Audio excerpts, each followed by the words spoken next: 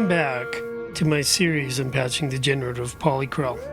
In the last few episodes, we've looked at how I've been using multiple synced sequencers, moving very slowly in the background to modulate the modulators of our 5 Krell parts in their voices in order to be able to create some form out of this whole patch that we've got set up.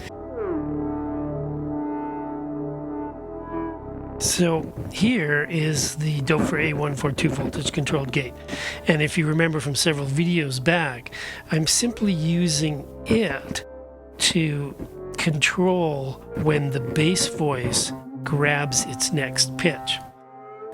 And I do that by having the gate output of this module controlling the sample and hold that the bass voice gets its pitches from, so that as long as the decay is still decaying and the gate is still up, it won't sample any more notes. If the decay is set to be faster, then this gate will be shorter and it will allow the bass voice to sample notes more often.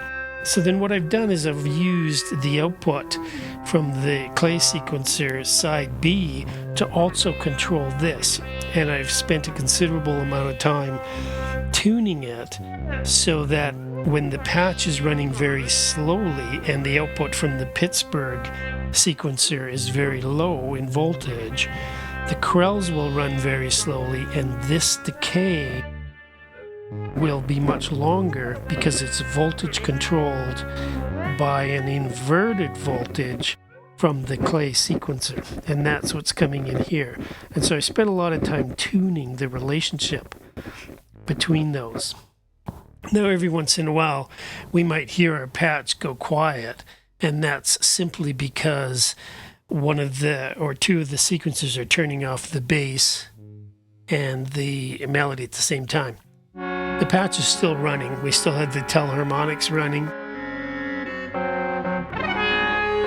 Oh, and there's our melody has come back now.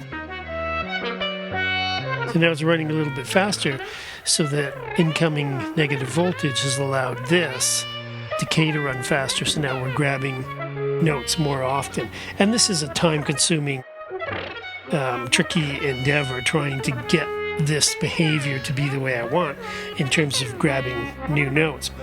But it's not the only such thing that's going on.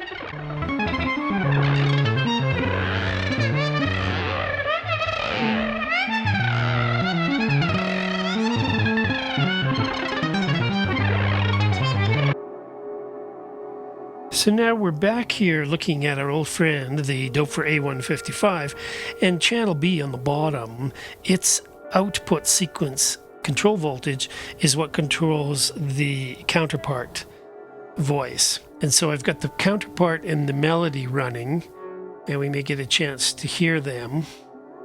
The voltage coming out of the sequencer determines the volume.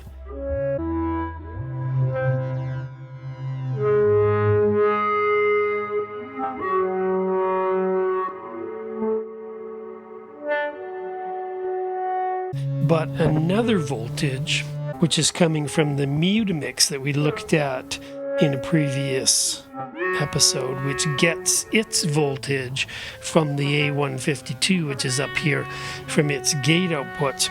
That's essentially another 8-step sequencer, and that 8-step sequencer is what's controlling our plug logic. So we're just going to take a quick look at that.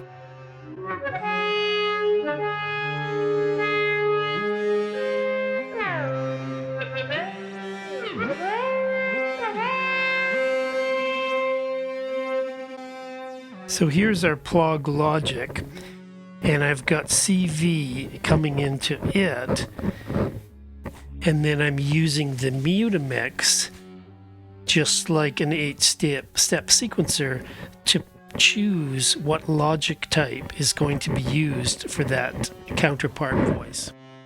And we may see it change up here in a second. There we go. So we saw it change. So I've got the basic logic type set to an OR.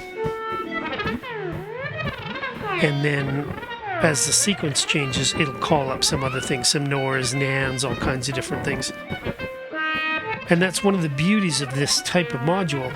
It's CV controllable logic and has 2 channels of it, and then has a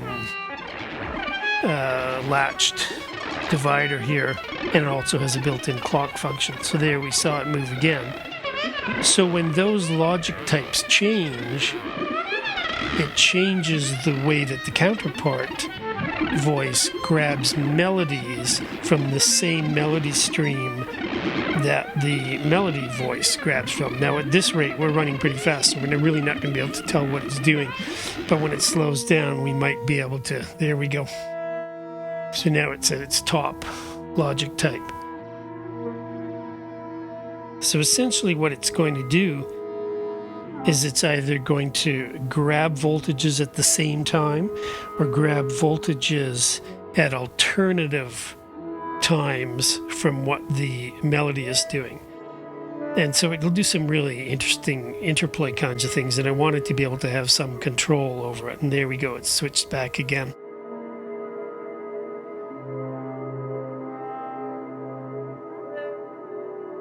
Just going to open our filter up a little.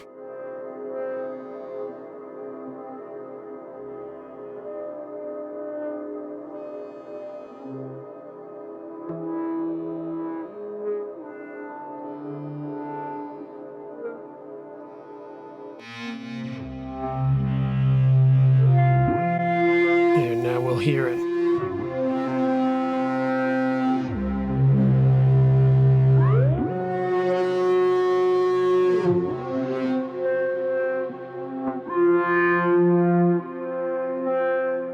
So I hope you're getting a sense of the kind of work that's involved in patching up a slow-moving background sequence that we can use to create a form to modulate this Krell.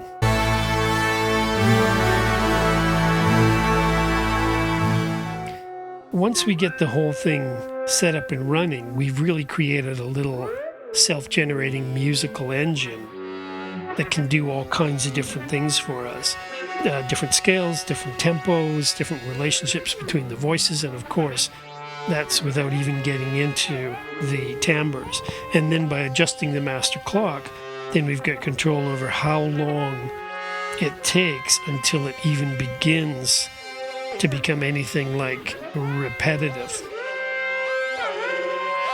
What I really like about this kind of patching is that it allows me then to have some control over the mix. So I'm using the modular system as a mixer as well as an arranger. And that's one of the reasons why there's so much density in this patch, is I wanted to be able to take some parts out and still have it there, you know, churning away with some other cool things in the background. Here is all of the parts. This is all 9 voices of polyphony now. And this is at a mid to bright tempo. This is running fairly quick. In the next sequence, it'll really kick the tempo up. It'll go crazy. And then we'll listen to it as it drops its tempo.